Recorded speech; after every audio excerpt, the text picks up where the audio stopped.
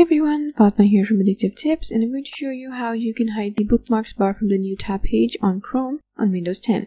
To do this, we're going to edit the Windows registry, tap the Win+R keyboard shortcut to open the run box, and in the run box, enter regedit. Tap enter, and this is going to open the registry editor.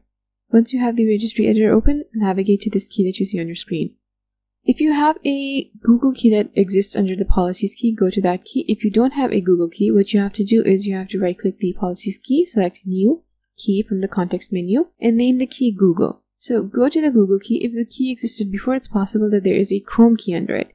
If you created the Google key yourself, then there's going to be nothing under it, and what you have to do is you have to right click the Google key and select new key from the context menu. Name this key Chrome.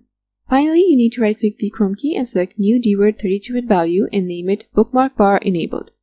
Its value should be set to 0 by default.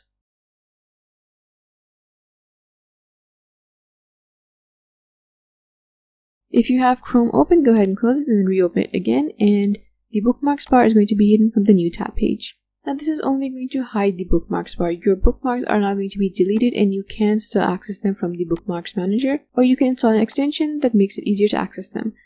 Thanks for watching. I'll see you later with more tech tips.